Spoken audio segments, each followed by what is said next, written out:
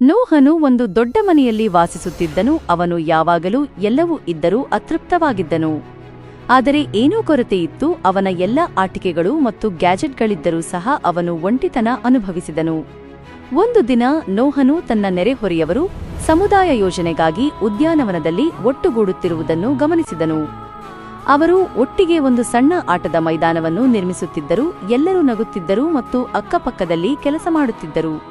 ನೆರೆಹೊರೆಯವರಲ್ಲಿ ಒಬ್ಬರು ನೋಹನ ಕಡೆಗೆ ಕೈ ಬೀಸಿ ಅವನನ್ನು ಸೇರಲು ಆಹ್ವಾನಿಸಿದರು. ಅವನು ಮೊದಲಿಗೆ ಹಿಂಜರಿದನು. ಅವನು ಹೊಂದಿಕೊಳ್ಳುತ್ತಾನೋ ಇಲ್ಲವೋ ಎಂದು ಅವನಿಗೆ ಖಚಿತವಿರಲಿಲ್ಲ. ಆದರೆ ಒಳಗಿನ ಮನಸ್ಸು ಅವನನ್ನು ಪ್ರಯತ್ನಿಸಲು ಒತ್ತಾಯಿಸಿತು. ನೋಹನು ಸೇರಲು ನಿರ್ಧರಿಸಿದನು. ಅವನು ಬಣ್ಣದ ಕುಂಚವನ್ನು ಎತ್ತಿಕೊಂಡು ಸಹಾಯ ಮಾಡಲು ಪ್ರಾರಂಭಿಸಿದನು. ಮೊದಲಿಗೆ ಅವನು ನಾಚಿಕೆ ಪಡುತ್ತಿದ್ದನು. ಆದರೆ ಸಮಯ ಕಳೆದಂತೆ ಅವನು ಗುಂಪಿನ ಭಾಗವಾಗಿರುವುದನ್ನು ಆನಂದಿಸಲು ಪ್ರಾರಂಭಿಸಿದನು.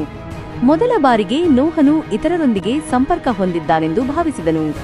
ಸಮುದಾಯದೊಂದಿಗೆ ಒಟ್ಟಾಗಿ ಕೆಲಸ ಮಾಡುವುದರಿಂದ ತನ್ನ ದೊಡ್ಡ ಮನೆಯಲ್ಲಿ ಎಂದಿಗೂ ಅನುಭವಿಸದ ಸಂತೋಷದ ಭಾವನೆ ಬಂದಿತು.